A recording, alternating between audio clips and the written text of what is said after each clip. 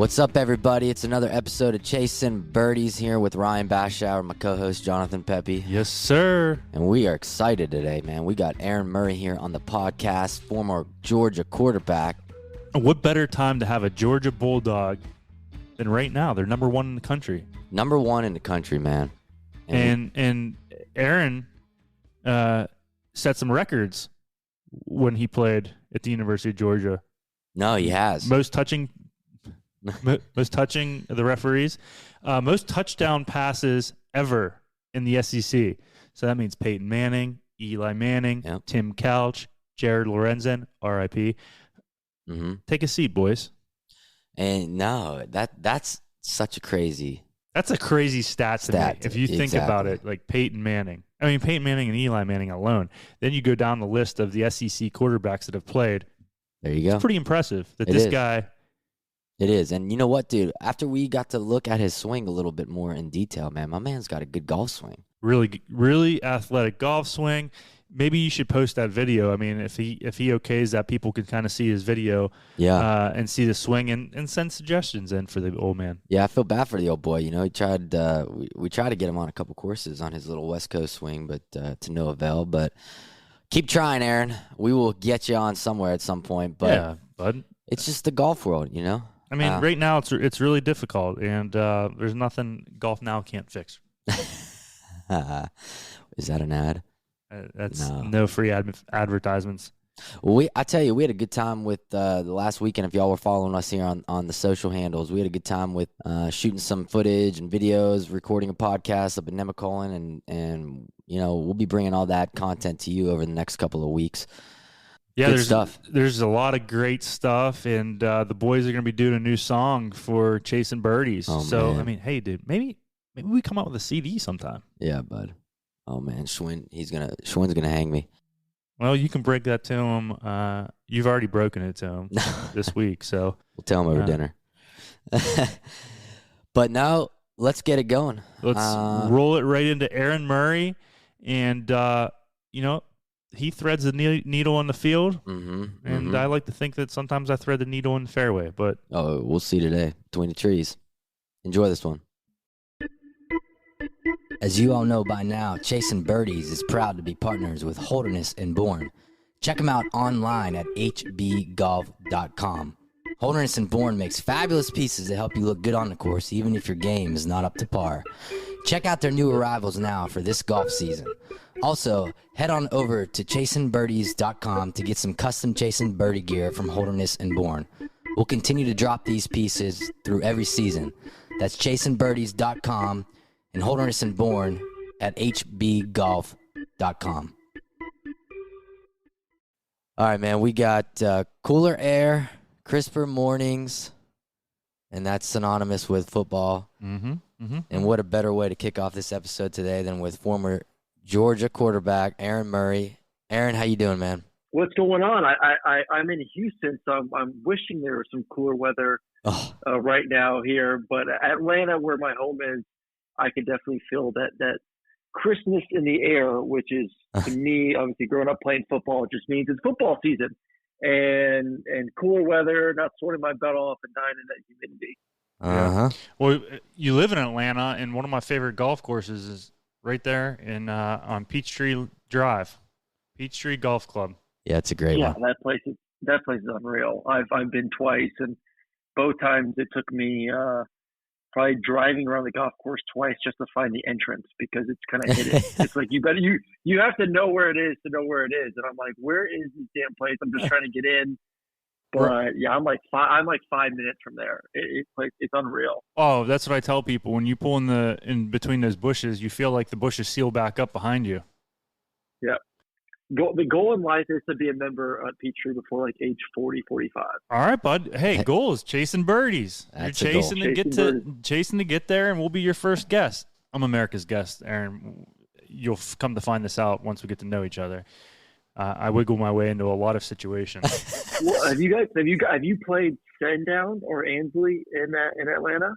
No. Yes, Setting Down. I have played Setting Down. Last time I played Peachtree was with Brandon, my buddy, and Setting Down is awesome.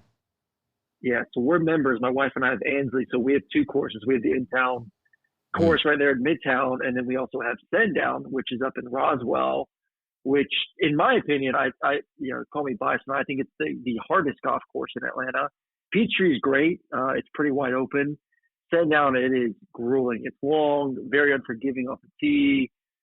Really challenging golf course. Beautiful golf course, as you know. Yeah. But very, very challenging. Yeah, so, I'm looking here at your college stats, Aaron. You threw for over 13,000 yards in your career at Georgia and 121 touchdowns, which apparently are both SEC records. So, tell us a little bit about your early on career in football. I know you got drafted in 2014 by Kansas City, but what was the career like starting out the gate in Georgia? Well, I'm a Florida boy originally. I grew up in Tampa, played all the sports. Actually, football was the last sport I played. My mom just refused, and my brother, who's actually a better athlete than I am, she never let him play. He's older. He's 6 years older. And, I played soccer. I played baseball. I played basketball. And I just kept begging my mom, like, come on, just let me play. Finally, I think I was like 10 years old. She let me finally suit it up and fell in love with football right away and played in high school, kind of during my sophomore year. I decided just to focus solely on football and gave up the other sports and was lucky enough to get some great scholarships out of high school. I had a great high school career. We really tremendous program at Platt High School there. Won a couple state championships. Had probably one of the best coaches in the state of Florida, and Robert Weiner. And it was tough leaving Florida. First off, I think a lot of people expected me to stay in state, be a Gator. I kind of flipped the script, went to Georgia, lost out on some of my favorite restaurants in Tampa that would hook me up with some great food before games. As soon as I committed to Georgia, they no longer serve me my favorite chicken parmesan, but I still go back there. I just got to pay for it. And I had a great time in Athens. I don't know if you guys have ever been, but Athens is one of the greatest college towns in America. The fans are great. The students are awesome. The campus is gorgeous. Downtown is a blast. Sanford Stadium right there in the middle of campus. And just had a great time as a student. Obviously, a great time as an athlete there in the football team. We had some really fun seasons, and really fortunate enough to be a starter for 4 years. A lot of guys don't get that chance to be a starting quarterback at an SEC team for 4 years. The timing worked out perfectly. I took advantage of it, both on and off the field, and had a lot of great memories there in Athens. I had a good friend of mine played football at Georgia Tech from 04 to 06, and I went to the UGA Georgia Tech game at UGA, and it was wild. Between those hedges, man, it's crazy there. I mean, it is an awesome experience at the University of Georgia, that's for sure. And like you said, there's not too many people that get to, number one, play college sports, okay?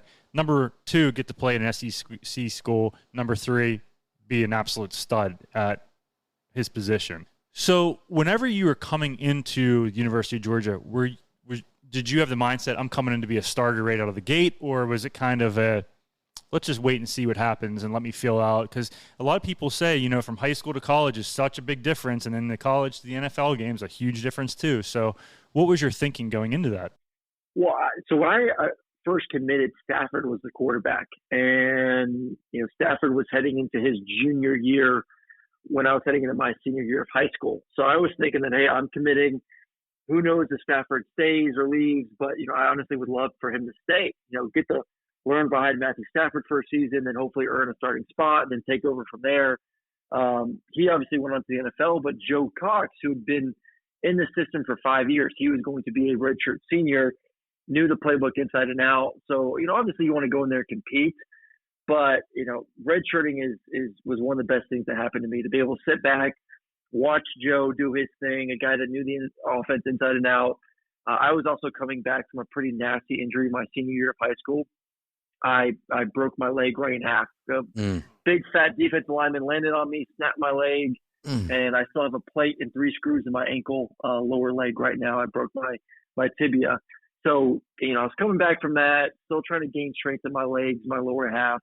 And so that year was really good for me to learn the playbook, learn the speed of the game, be the scout team quarterback. So I was able to really judge, okay, what passes can I make against SEC defenses? How tight are these windows as well? The SEC defenses, especially at that time, were the best defenses in college football. So it was really a beneficial year for me to take advantage of that.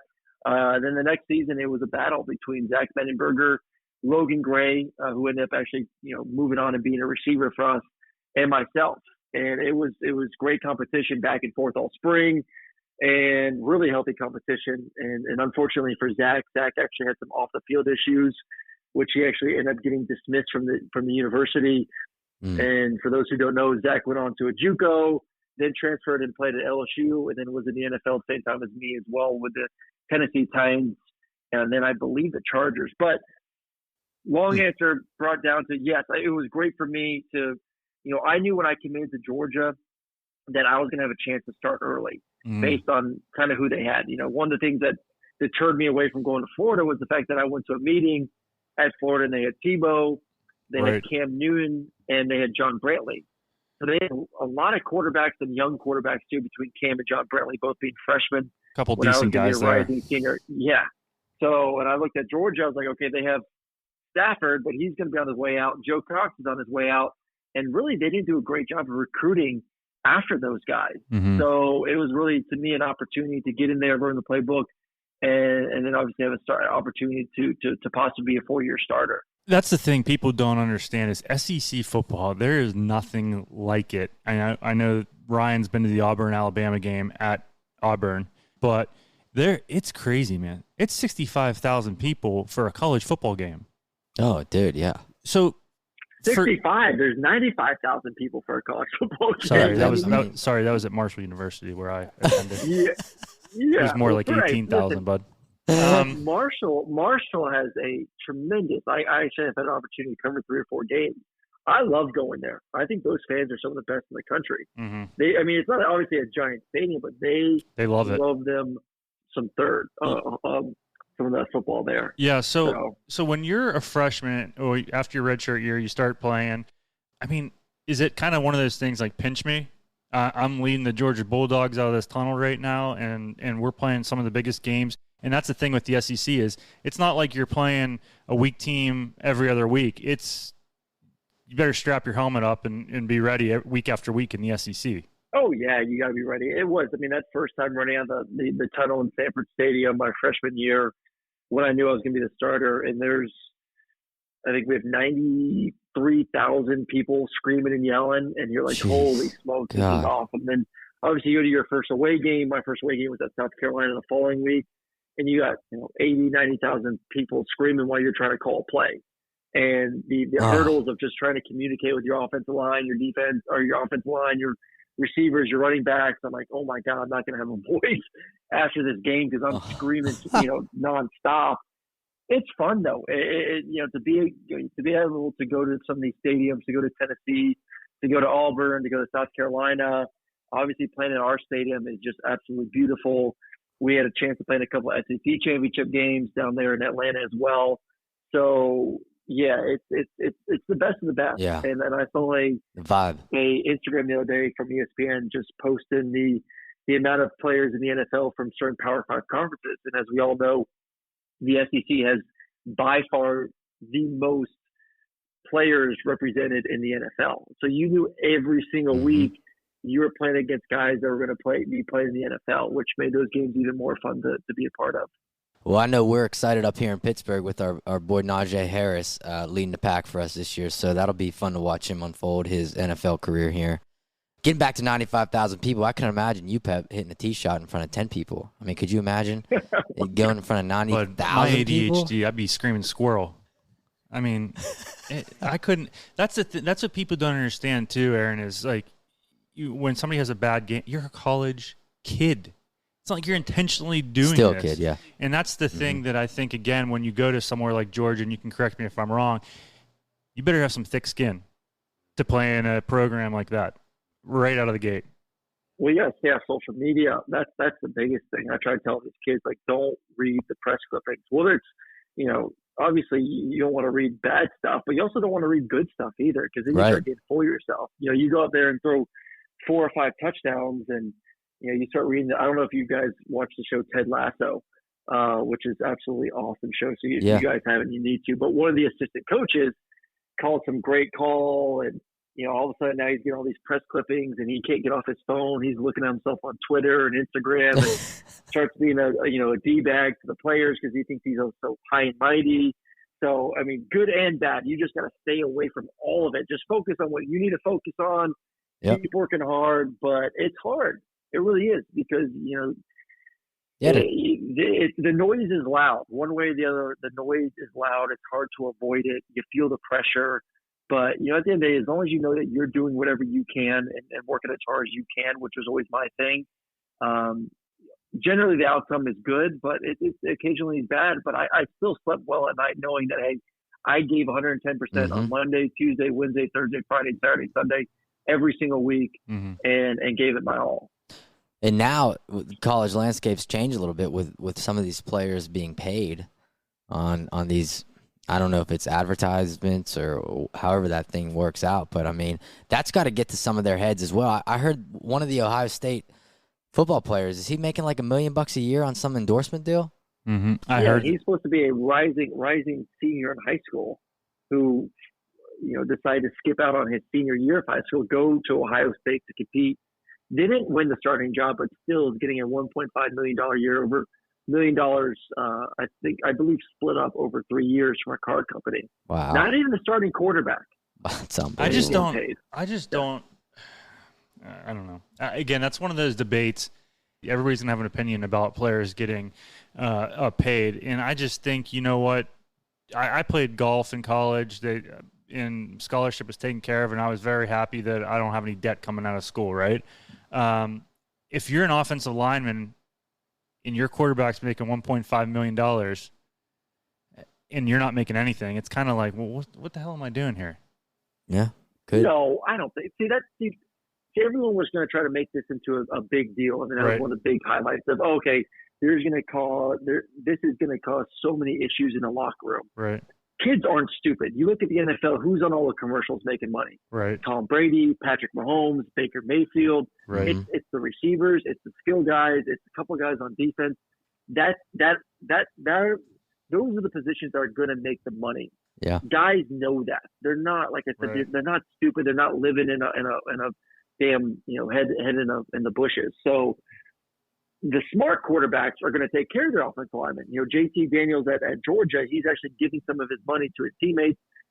Quarterbacks are going to take their offensive linemen out to dinner. They're going to buy them gifts. They're going to buy them flat screen TVs. Like, they're going to take care of the big boys. So they're going to get theirs.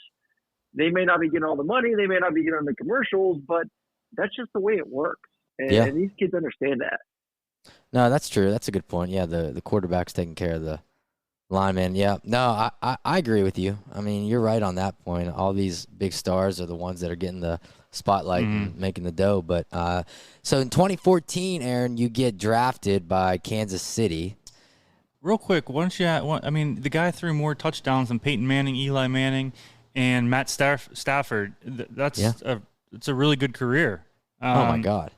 So was that a goal of yours as a quarterback at Georgia? No, I mean, that just came with just playing for 4 years. Goal was always just to go win games. I mean, that was the goal every week. Just go win football games and help your team as much as you can. So, when you start for 4 years, which a lot of these guys don't nowadays, you either start as like a sophomore or junior, or you only start 1 or 2 years and you move on to the NFL. But when you have the opportunity to play for 4 years with the talent that I had around me, the numbers are going to come. So, and I had a really good OC in Bobo, who's now the OC actually at Auburn. And we threw the ball around a bit, had some great offenses. So it never was a goal, but, it is cool to see back and see your names along with guys like Peyton Manning. Yeah, and you know what? That's a result of you giving it 110%, like you just said a little bit ago. And I think that's akin to life, man. If you're out there doing something in life career-wise, bust your ass, give it 110%, and you'll see the rewards without even – wishing for the rewards. You know what I mean? It's just what happened. But you did have Gurley on your team here. I don't know how many years you played with him. What was that like playing with Todd? Awesome. I had Todd for 2 years, and Todd was a jokester, man. Todd was fun. Todd was just so naturally gifted. he didn't have to really do much. We'd be in the weight room and he'd be goofing off. I'm like, Todd, just do something, man. And he'd go put like 400 pounds on his back and do a couple squats. Like, are you happy? I'm like, yeah, you're good.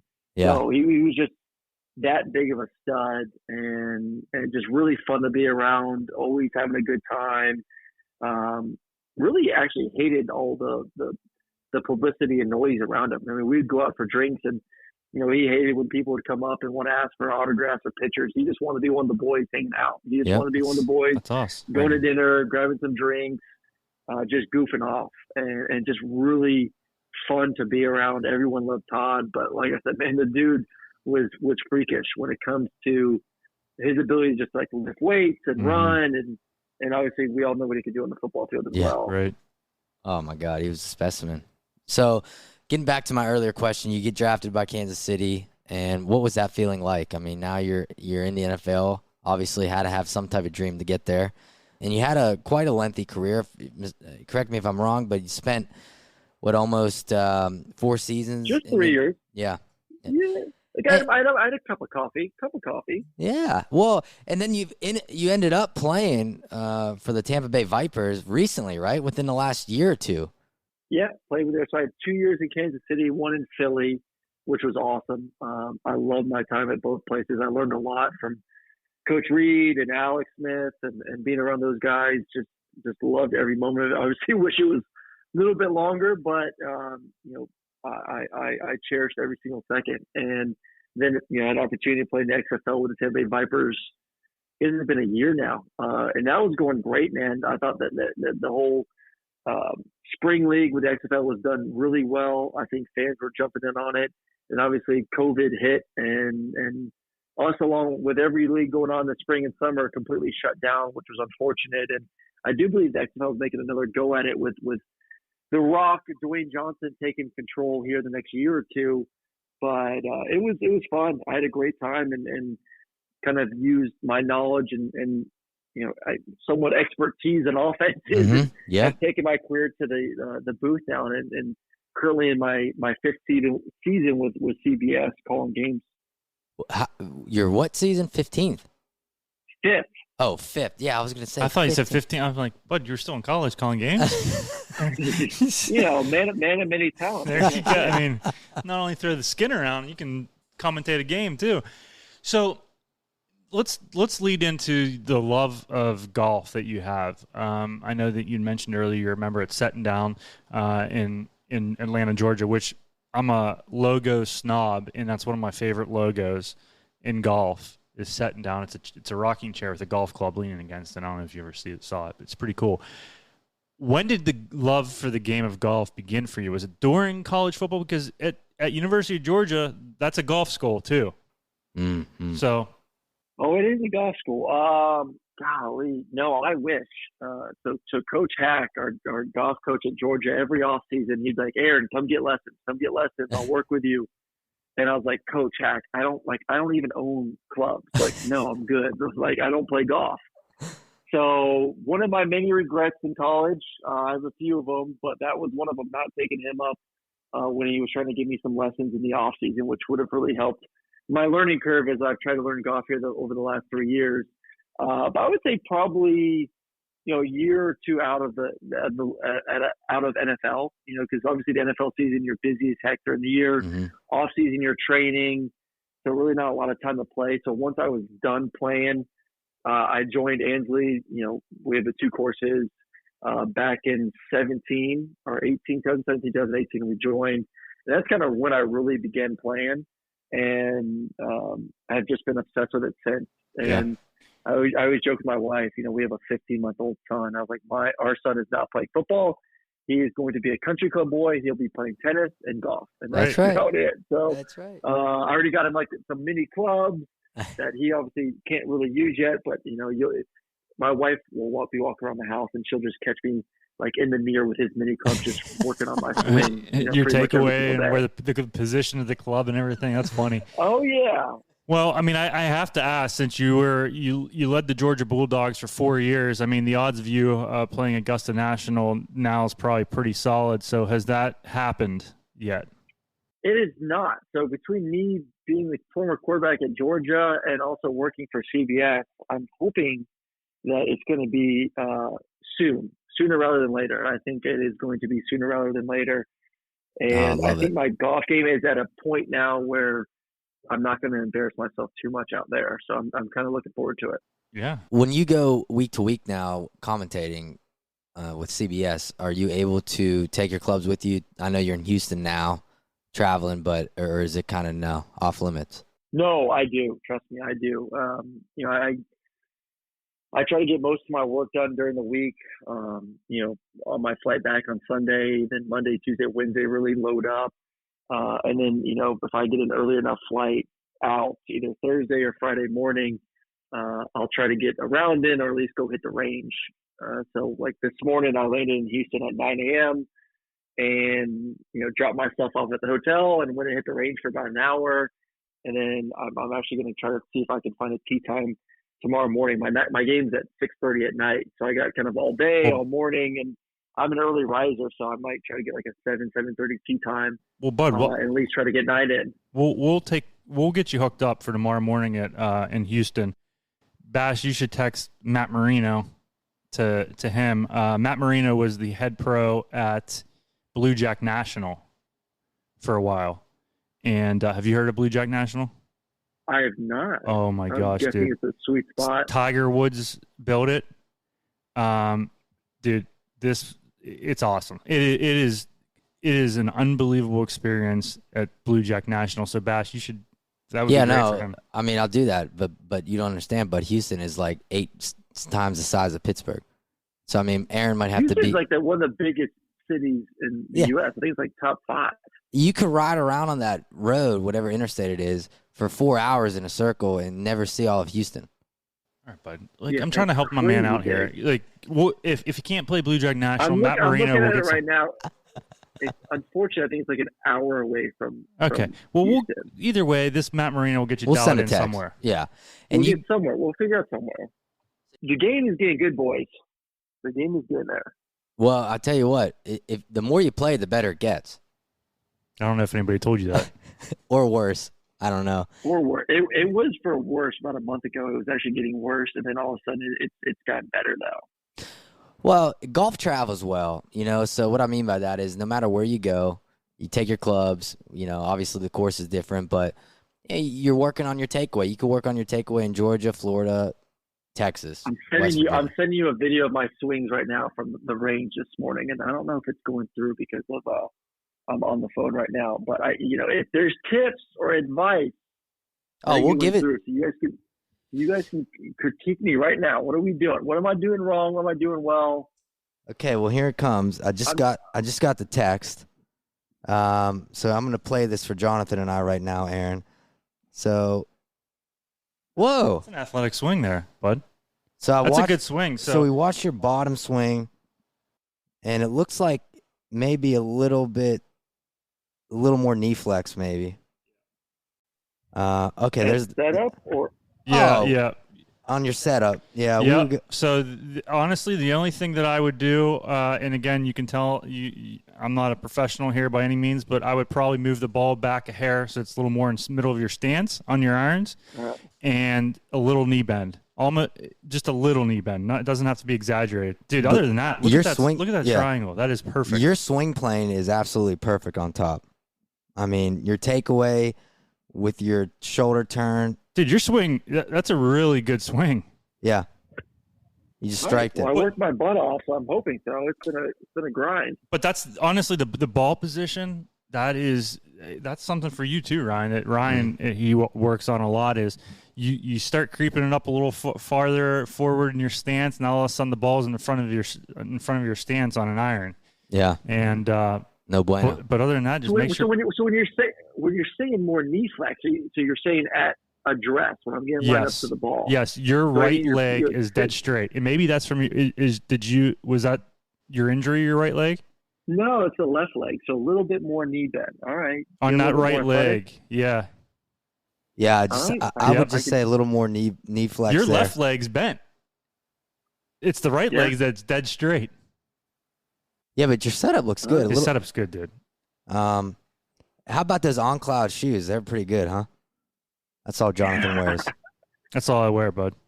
I know. I'm trying to, I'm trying to not get a dad bod right now, so I'm working on running a little bit more. Yeah. So I got to stay in shape because my wife is a workout fiend. Got to keep up. So I don't need her showing off when we go on trips here. So. I love the golf swing, though, man. No, that's an athletic golf swing, and that's tough. That's tough for an athlete of a different sport to have that athletic of a golf swing. Mm-hmm. Well, so I always equate golf a little bit. I mean, there's people are always like, oh, why are quarterbacks and pitchers usually pretty good at golf? Like they pick it up a little bit faster than most, and the motion, the body motion is very similar for a pitcher and a quarterback and a golfer in the sense of you got to get loaded on the right leg. Mm-hmm. And then you generate, everyone's like, oh, it's all about arm strength. It's really, I mean, your lower body's doing most of the work. It starts from the ground up. Oh, yeah. And you're generating power from your feet to your glutes to your torso. And then, your arm's really just holding the ball and directing where it goes. And it's the same thing with the golf swing. You load up, you're able to create power with the lower body. You create that disassociation between your lower half and your upper half. And then your upper half's just, it's holding the golf club. So we've got the basics when it comes to the body motion. Obviously, the holding the club, putting the club in the right position, and the hands and all that stuff is a really big learning curve. But the initial loading, creating power, disassociation is there for pitchers and quarterbacks to at least help with the curve of learning the golf swing. Yeah, that's 100% accurate. So you're obviously very educated in the game of golf, which we appreciate, and it's awesome. What is the strength of your game?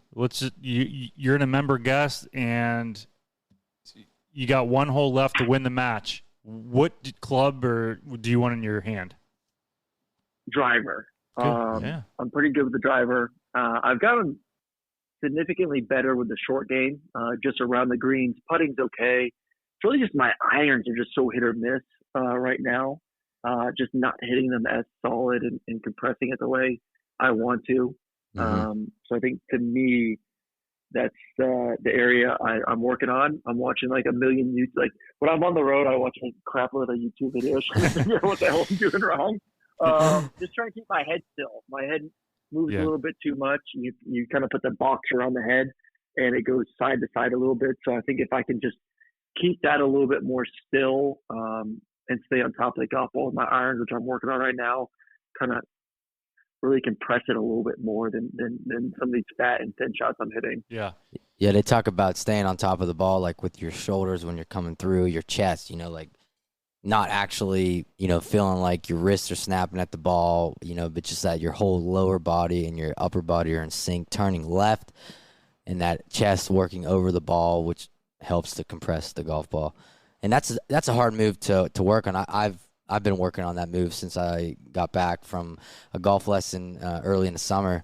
Just being able to feel like I'm turning more left, but with a weaker grip, you can turn left, feel like you're turning left, and the club face is square, so the ball's not going to go left. But that's how all these guys on tour. You look at Rory McIlroy, Rahm, some of these Justin Thomas, for example. Justin turns like crazy, but the weak grip, he's able to really get almost.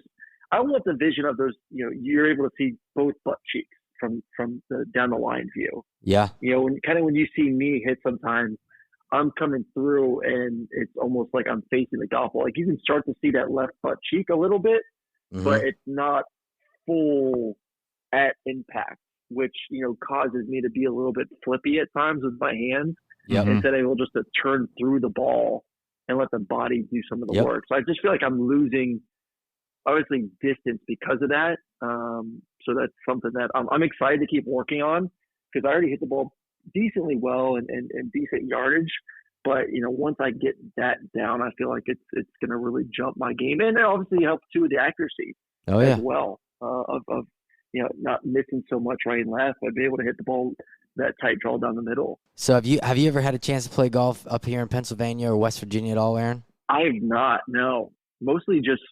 I never even really played. People are like, oh, there's some great courses, and in Tampa and in Florida, you probably play. I'm like, dude, I didn't own a pair of clubs until about 3 years ago. And I actually have never really even been fitted for clubs. One of my sideline reporters is Amanda Balionis. And 3 years ago, we were on the road. And I was like, yeah, I really want to get into golfing. My wife and I just joined this club. And she works for Callaway. So she goes, well, I'll send you some clubs. Just post a couple of pictures about Callaway on your social media. And I was like, sweet. So she sent me clubs, but I've I think maybe that even may help my game too. Like I've never been properly fitted for clubs. Yeah, so no, you have to. That also may take that to may help my swing a little bit more as well. You have to get fitted for clubs there, Aaron. Yeah, I mean that's huge. I mean, for somebody like you too, with a driver, I mean the shafts. I feel like the shafts make the biggest difference in everything. That's what a lot of people think in their wedges. They're supposed to have the same shafts that they're having in their irons. Well, for me, and a lot of the PGA Tour players that we've learned through a contact of ours is that you're actually using a lot softer shafts in your wedges because you're not swinging as hard. You're not taking full swings with your 60 degrees, so you're using an S400 instead of an X100. Just stuff like that when you go through that fitting process, I feel is so important. Mm-hmm. Definitely. And the biggest thing that I think that you would notice is the putter if you get fitted for a putter because that's the club that you use the most in a round of golf. They say average 36 times, 2 putts 18 holes. For Ryan, it's about 27. He's one of the best putters I've ever seen. But teach me, please. Maybe I'll send you some videos of my putting stroke tomorrow, and give me some tips. I love the look. But that again, the putter fitting is just because your toe might be too far up in the air, or it's too flat. It's just, there's so much that goes into it that you don't even realize. Yeah. Well, so I've been playing a lot during COVID in the summer. So the goal was by my birthday, which is November, to go get a set of new clubs for myself as a little birthday gift. Well, you're on track. You're only about 2 months away. So there we go. So, getting back briefly here on the football talk, I mean, it is football season now. And what are you thinking for your old alma mater, the Bulldogs, looking like they came off a great win against Clemson, although Clemson looked like they were sleeping half the time. But is that trend going to continue, you think, for the rest of the year? I do. I love our defense. Our defense is going to be one of the best in the country, and already is one of the best in the country. So defense is going to be strong. Offense has a ways to go when it comes to just getting some reliable receivers. That's been really hindering our progress here the past couple of years of taking the next step, being more dynamic on offense. We need guys on the outside. We got running backs. Offensive line will be fine. We had an injury at the right guard position, but we got enough really good guys to fill in and make that unit strong. And the schedule lines up beautifully. For those who don't know much about the SEC West is strong. Alabama, as we know, is Alabama, probably by far the best team in the country. A&M's a good football team. LSU is good. They got some issues. They got to work out the offensive defensive line, but they're a good team. Ole Miss is tremendous for those who watched them versus Louisville last week. One of the best offenses in the country, led by one of the best quarterbacks in the country. Mississippi State, I think, is a really good team, too. Auburn's a good football team. The West is stacked. Yeah. Georgia on the East, Florida's down. They lost a ton. I don't think they're a very good team. Kentucky is good. I think Kentucky's actually a good, but still not to Georgia talent-wise. But other than that, that's it on the East. So you got a very favorable schedule when it comes to the East. And then the teams they play from the West this year are Arkansas, who is average to below average a little bit, and Auburn, who is probably like the fifth best team in the West. They don't have to play LSU, they don't have to play Alabama, they don't have to play Texas A&M, they don't have to play Ole Miss. So schedule-wise, lines up absolutely beautiful for Georgia. The question is when they face Alabama and Atlanta. Oh, I don't think right now Alabama's better than anyone else in the country. You'd be crazy to even Georgia fans. If you're a well-educated fan who knows football and watches football, Alabama's the best team in the country right now. The good thing is if you're undefeated and you make that game competitive, you're still going to be in the playoffs. A 12-1 Georgia football team is going to be in the playoffs at the end of the day. So the key is to win, run the table here in the regular season, which they're going to be favored in every single game. They should win every single game if they show up, and make the game competitive in Atlanta. And then you'll get an opportunity to most likely play Alabama once again, either in the first round or the championship. So they're a great team. They're a top 2 or 3 team in the country. It's just Alabama's so damn good that I just don't know if there's anyone right now that can beat those guys. Well, Saban, I mean, he's an absolute guru. And granted, they get the best of the best, I feel. But you're absolutely right in that regard. I don't know if they can be beat. But what's your thoughts briefly on Oklahoma and potentially Texas joining the SEC? I love it. It's survival of the fittest, man. It's evolve or die. So those are 2 huge brands. I think Texas football right now with Steve Sarkisian as the head coach, I'm looking forward to those guys really taking a step forward. They had a great win last weekend. Obviously, Oklahoma has been super dominant here the past 5+ years. So 2 big brands to add to the SEC. It's great to see. And then obviously today the Big 12 announced that they've approved 4 teams added to their conference, so they're going to stay alive. UCF, Houston, which I'm covering this weekend, Cincinnati, and BYU, I believe, will be added to that conference. So it's college football is changing, it's evolving, but right now, I mean, everyone's just trying to keep up with the SEC. They've obviously have been dominating. It's not just been football. I mean, look at baseball this year. Yeah. Top 2 teams in the country, SEC. Basketball, most picks in the first round this year in the NBA draft came from the SEC. Wow. Very competitive, a lot better in basketball right now. They're moving in the right direction. That was without even Kentucky being competitive this year. They were moving in the right direction as a whole for this conference. So football, golf. We all know golf in the SEC is one of the best. Oh, yeah. Softball, one of the best.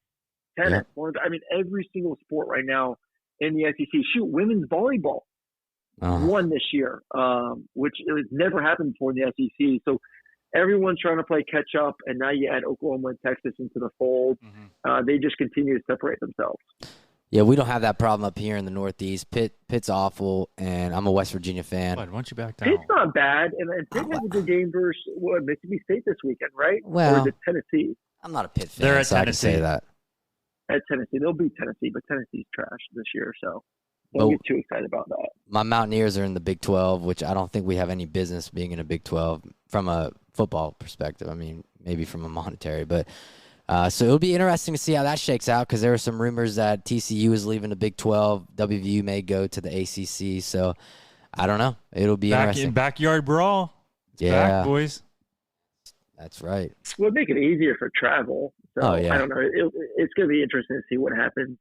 The Big 12 was pushing to try to stay alive. That's why they had those 4 teams. But those 4 teams aren't Texas and Oklahoma. They're not going to bring the same value. So that's a lot of money lost for those schools that I don't know if you want. I still know if the schools that are still left behind want to stay a part of the Big 12. Just it's not even close to what it was before. Yeah, no, it's an ever-changing landscape, and it'll be interesting to see how it plays out. But we're gonna transition this over to the last section of our last segment. See, I'm saying sections like we're talking about the college football teams, but last segment of the show, Aaron, which is called our Tap In segment, and Jonathan will ask you 4 questions that will require your quick-witted response. So I'll let him take over from here. Lowest round of golf, and where was it? Lowest round of golf was a 78 at Tuscaloosa there at Lake Oconee, Greensboro, Georgia. Okay. My man, breaking 80. We're getting there. We had a buddy break 80 once in his life. He shot 79, so we said we were going to come out with a T-shirt that said 79 career low. Your on-course drink. My on-course drink would be why am I drawing a blank? It's not a White Claw. It's those new vodka mixed drinks. High Noon. High Noon, baby. I'm a High Noon fan. I crush them High Noon in the course. They're great. All right. Best college game day atmosphere. And don't tell me Georgia. We know that's one of the best. Somewhere else. I would say LSU, Baton Rouge. The food's amazing. The fans are crazy. And it's just a wild, wild time with those Cajuns. All right. And the last most important question, what's in the golf bag? What are you using? Callaway. Just because, like I said, Amanda hooked me up. She's working with Callaway. So got to get my fitting to see if I am a Callaway man or something else. So I don't know. Well, we got to follow up with you on that story. Maybe we'll do a part 2 segment after you get fitted up and after your birthday and see how the game's playing next year. Mosey line them up to Bettinardi Golf. I think it has to get better, man. Once I get clubs that fit me, it should. I'm a mid to low 80s guy now. I've gotten to 70s 3 times, and that's with clubs that really don't fit. So hopefully that gets me a little bit more in the consistent high 70s, low 80s. Yeah. No, I think that would be the right ticket for you. But no, we definitely want to link up with you, get you up here. I know right now is not the time, but potentially early next year, we'll keep in touch and see if we can link up and play some golf. Let's do it, man. Let's go. Don't embarrass me too bad on the course. No, we'll have high noons on ice for you. Okay. Well, if you're gonna embarrass me, at least feed me alcohol. And then we can have a football throwing contest after, so you can embarrass us. There we go. There we go. Thanks for keeping me up. I just want to be good enough so my son's not embarrassed to play with me one day. That's all. Well, you're on the right track, Aaron. Thank you again, bud. Hey, I appreciate it, guys. Have a great weekend. Hey, man, thanks so much. Enjoy your weekend, and send me that video of you putting. I will.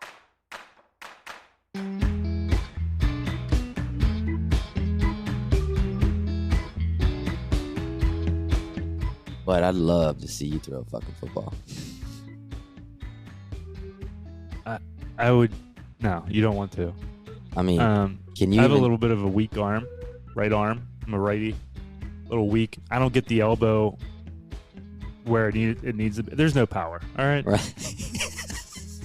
There's no power. I mean, bud, can you even see over the line to throw? You're making fun of my arm, but you can't even see. All right, bud. I played 1 year of football, okay, in midget league, and my pants fell down, and you heard that story. So, no, I couldn't see over the line, and I'm not built for the football game. Right, so I love it. Me. So I just bet on it. There we go. But how awesome how cool is it to hear his story at the University of Georgia? You know, Florida wanted him. Everybody wanted him. He goes to Georgia kind of not knowing if he's going to really play because they had a stud already at quarterback then. Yeah. And he ends up playing with Todd Gurley. Mm-hmm. So cool. Good stuff, man. But that's like you and I on the same line on the hockey team. Huh? Uh-huh. It's like, hey, I played with Ryan Bashauer. Yeah. Our names are hanging up somewhere there over at the Ice Gardens. But anyways, that was a great episode, guys. We hope y'all enjoyed that one. And I think our next episode, we're going to turn it back over to the golf world with the director of golf at Nemacolin, Kelly O'Donnell. And he personally worked with Mr. Ben Hogan. Henny Bogan. But if you guys don't know that story, it's Ben Hogan, but he always signed as a joke, Henny Bogan. Anyways, the stories are awesome. And again, Ben Hogan for me is my all-time favorite golfer. Love that guy. I mean, the power that he had back in the 40s and 50s. I mean, he was hitting a 270 with wooden clubs and the different ball. So, I mean, you think about then and now, he was a strong player.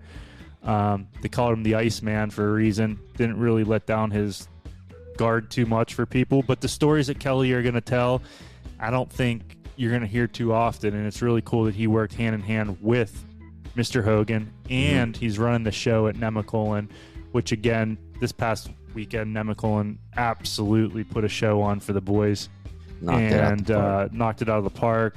And so thank you very much to Nemacolin. Go check them out at nemacolin.com. And we will see you in 2 weeks for Kelly O'Donnell. Some great Ben Hogan stories. Great Hogan stories. So for the golf enthusiasts out there listening right now, you're going to want to tune in just to hear these Hogan stories. So thank y'all for listening to another episode of Chasin Birdies. And thank you to Simpler Media and Evo and his team for putting this together. And Rachel London for all her social media help. And our boys down there at Bubble Up in good old Nashville, Tennessee. We thank y'all too. So everybody have a good day today.